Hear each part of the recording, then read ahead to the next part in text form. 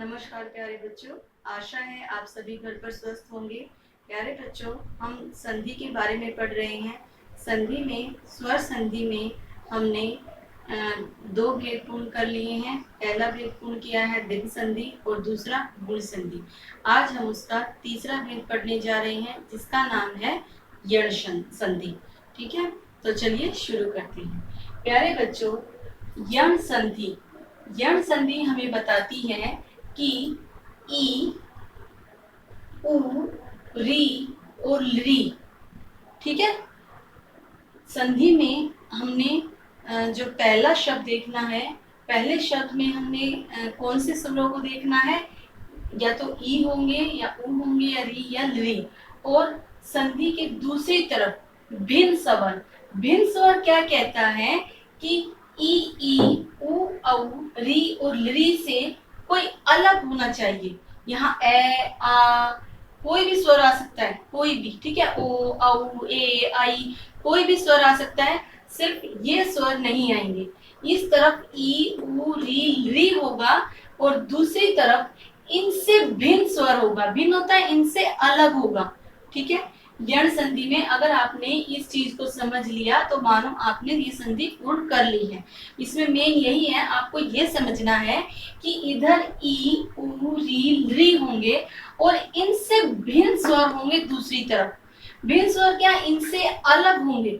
ये स्वर आपके उधर नहीं होने चाहिए। अब तक आप क्या पढ़ रहे थे, ई आई उ औ ये पढ़ रहे थे, इधर भी थे वो और दूसरी तरफ भी थे। लेकिन इसमें क्या पढ़ोगे कि ये आपको स्वर होंगे इनसे भिन्न, इन स्वरों से भिन्न कोई स्वर होगा। और जब इनकी संधि उस भिन्न स्वर से, उस अलग स्वर से होगी तो ई किस में बदलेगा, य में। ई का परिवर्तित रूप क्या होगा, य। उ का क्या बनेगा, बै। री का रे और री का ले। ठीक है, ये हमारे पास अंतस्थ व्यंजन आ जाएंगे। कौन से व्यंजन आ जाएंगे, अंतस्थ व्यंजन। कौन कौन से होते हैं, ये रे ले वे। ठीक है, तो कैसे बनेंगे एक बार फिर से देख लेते हैं। ई उ री और री, ये स्वर हमारे इस तरफ होंगे और संधि की दूसरी तरफ, जिस शब्द में हमें संधि करनी है उस तरफ इनसे कोई भिन्न स्वर होगा, यानी इनसे कोई अलग स्वर होगा, तभी हमारी यह संधि शुरू होगी। और जब इन दोनों का परिवर्तित रूप, यानी संधि होने के बाद जो हमारे पास वर्ण आएगा वो क्या आएगा, ई और ई का भिन्न स्वर से जब संधि होगी तो आएगा यह वर्ण। उ और उ का जब भिन्न स्वर से संधि होगी तो क्या आएगा, उ वर्ण। और री किस में परिवर्तित होगा, रे में। और री किस में होगा, ले में। ठीक है, इतना समझ आ गया आपको। अब इसके उदाहरण के माध्यम से इनको अच्छे से समझ लेते हैं। ठीक है प्यारे बच्चों, हमारी पहली जो संधि है ई, जो पहला नियम है ई वाला, ये क्या कहता है कि ई और ई का परिवर्तित रूप क्या होगा, यह होगा। यानी ई और ई परिवर्तन होकर क्या बनेंगे, यह बनेंगे। अब देखिए उदाहरण से देख लीजिए, प्रति प्लस एकम, क्या है ये, प्रति प्लस एकम। अब देखिए यहाँ क्या है, ई, और इससे हमें क्या बोला था हमारे नियम ने कि भिन्न स्वर होगा। यानी यहाँ ई है तो यहाँ ई नहीं होगा, इनसे अलग कोई स्वर होगा। होगा तो वो स्वर ही, लेकिन ये वाला स्वर इधर नहीं मिलेगा। अब देखिए ई है, ई से भिन्न स्वर क्या है, ए है। अब ये जब दोनों मिलेंगे तो क्या बनेगा, यह। क्योंकि हमारा जो नियम था वो क्या कह रहा था, ई और ई मिलकर यह बनते हैं। तो यहाँ यह शब्द क्या बन गया, यह। तो प्रति प्लस एकम प्रत्येकम। अभी इसको अच्छे से विस्तारित रूप से समझ लेते हैं ताकि आपको इसको समझने में कोई प्रॉब्लम ना आए कि ये यह बना कैसे। ठीक है, देखिए प्रति प्लस एकम। ठीक है, हमारे पास ये शब्द है, इस शब्द को ये प्रत्येकम कैसे बना है, देखिए हमारी जो संधि का नियम था वो क्या कह रहा था कि ई और ई मिलकर यह बनेंगे भिन्न स्वर से। अब कैसे बनेंगे, देखिए प्रति प्लस एकम। अब जो ई है और ए है, हम इस ई और इस ए को निकाल लेते हैं, जो हमारे पास क्या बनना है, यह बनना है। ठीक है, अब देखिए इसका हम वर्ण विच्छेद करके देखते हैं। पे प्लस रे प्लस ए, ये क्या बन गया, प्रे। प्लस ते प्लस ई। ठीक है, हमारा जो प्रति का वर्ण विच्छेद क्या है, ये है। ये शब्द क्या बना है हमारे पास, प्रति। ठीक है, अब इसी तरह इसका दूसरे का भी वर्ण विच्छेद कर लेते हैं। प्लस में क्या है, ए प्लस कै प्लस ए प्लस मैं। ठीक है, ये शब्द क्या बना है, एकम। अब अगर हम इन दोनों शब्दों में संधि करते हैं तो हमारा देखो, जब ये तय और ई है, ये शब्द है तय हलंत ई, और ये शब्द है ए। ठीक है, जब इसमें से ये ई निकल जाएगा, क्योंकि हमारी ई जो है वो क्या बननी है, ई का जो रूप परिवर्तन होना है, ई और ए का जो रूप बनना है वो क्या बनना है, ए। तो अब इसमें हमें क्या बनाना है, ये। तो इसका मतलब इससे क्या हो गया, ई का स्वर हट गया, इसका मतलब ये आधा रह गया। अब अगर इसको लेकर आएंगे तो ये आधा रह गया, इसके पास कोई स्वर नहीं हुआ, तो इसका मतलब ये बच गया। तो अब हमारे पास ये वर्ण क्या बचे हैं, यहाँ पर हमारे पास वर्ण क्या बचे हैं,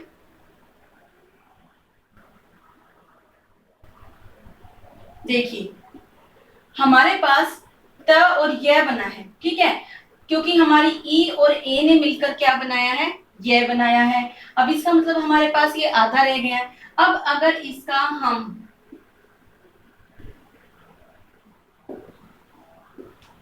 अगर इसको हम अब जोड़ते हैं तो क्या आएगा, पै और रै क्या बनेगा, प्रे।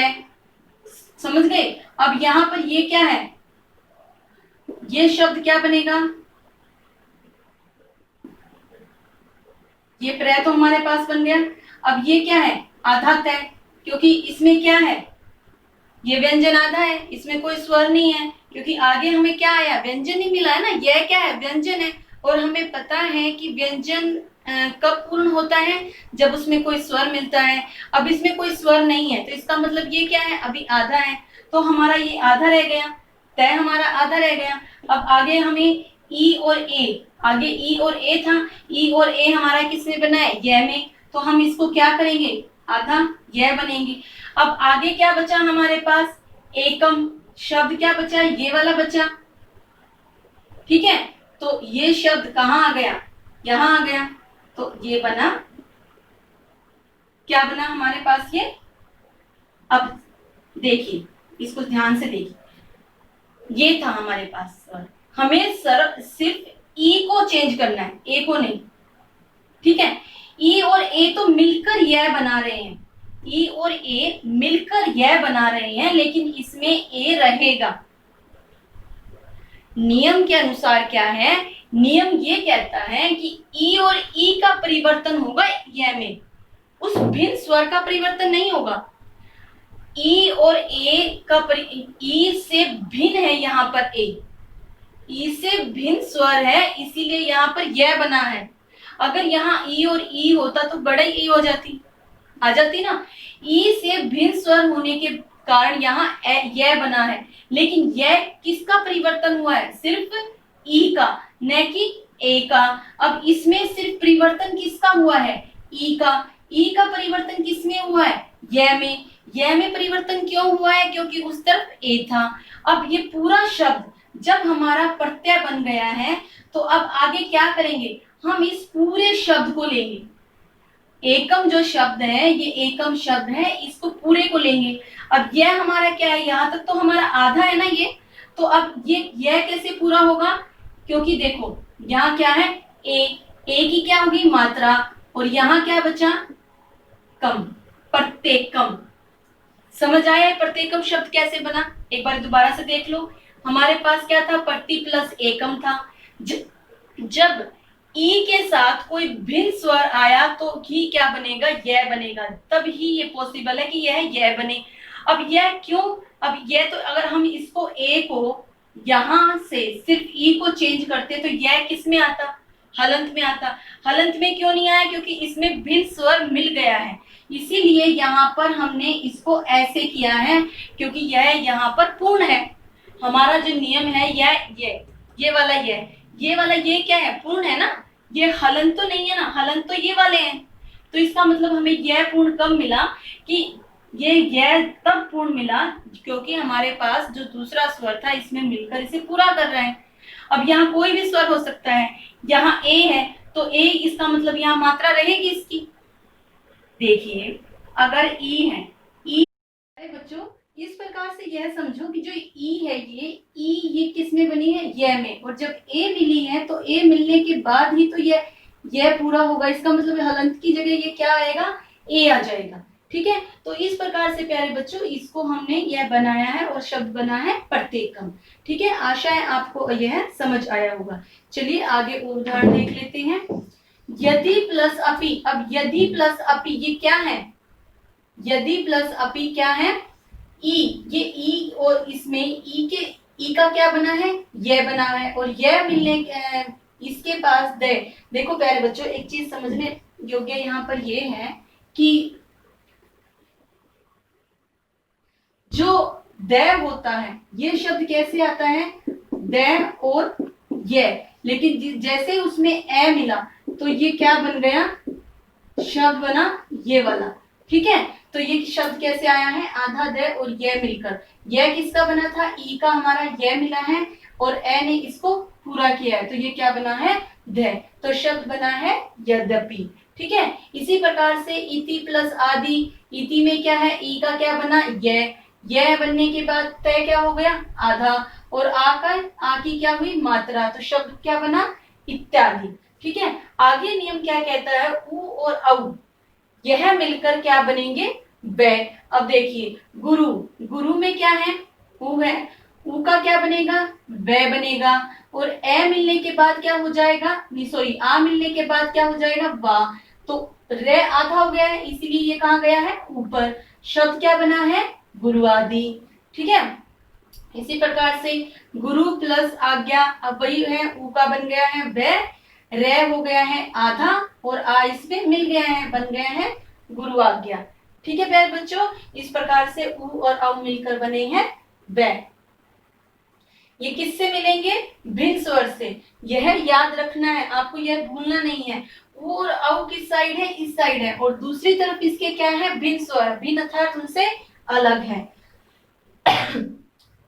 माफ कीजिए, री का जो रूप परिवर्तन है वो किस में होगा, रे में। अब देखो मात्री, यहाँ क्या है, री है अपनी मात्रा के रूप में, और री जब रे में मिलाएगी, री का क्या बना है, रे बना। देखो ये क्या है, त, अब तय को किसने पूरा किया हुआ है, री ने। अगर तय और री का संधि विच्छेद करते हैं, सॉरी वर्ण विच्छेद करते हैं तो यह आता है।